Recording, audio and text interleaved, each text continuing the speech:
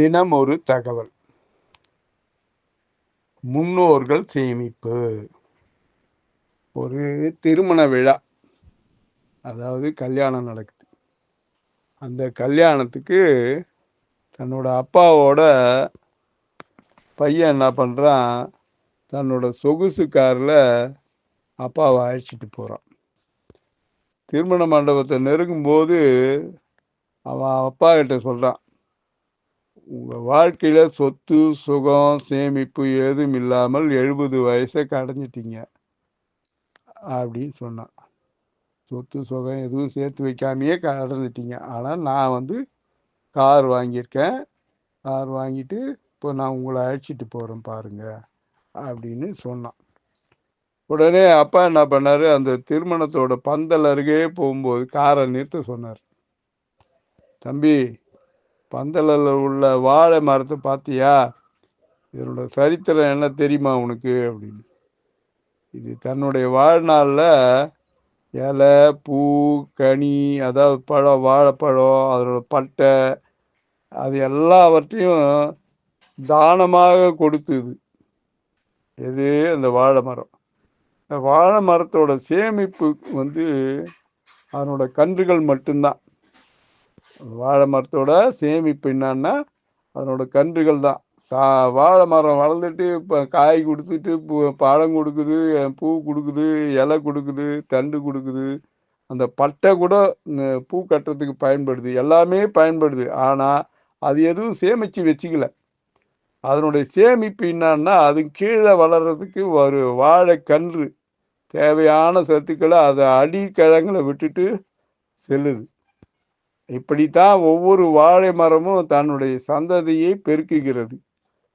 இந்த வாழ்க்கையின் தத்துவம் என்னான்னு புரியணுன்றதுக்காக தான் அந்த மணமக்களுக்கும் என்ன பண்ணுறாங்க, இந்த வாழை மரத்தை மணப்பந்தலில் கட்டுறாங்க.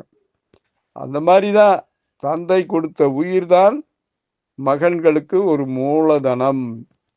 அந்த மூலதனத்தை வச்சுக்கிட்டு நீங்கள் முன்னேறுவது தான் உங்களுக்கும் பெருமை, தந்தைக்கும் பெருமை. இயற்கையின் விதிப்படி வாழும் மரங்களுக்கு துன்பமோ துயரமோ கிடையாது.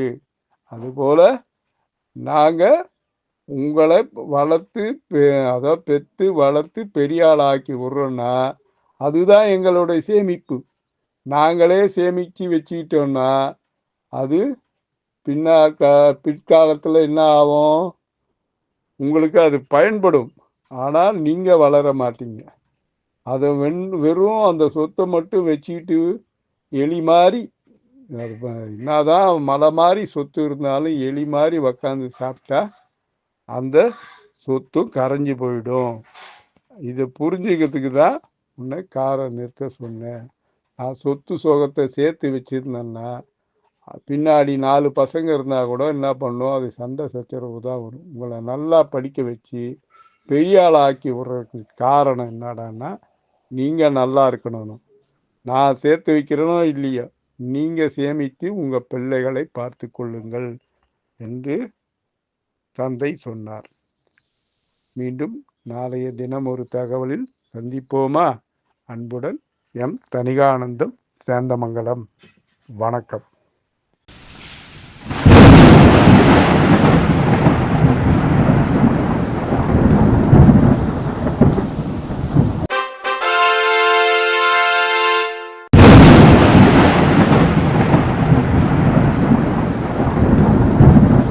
தணிகை டிவியை லைக் பண்ணுங்கள், ஷேர் பண்ணுங்கள், பெல் பட்டனை ப்ரெஸ் பண்ணுங்கள். தணிகை டிவியை சப்ஸ்கிரைப் பண்ணுங்கள். வணக்கம்.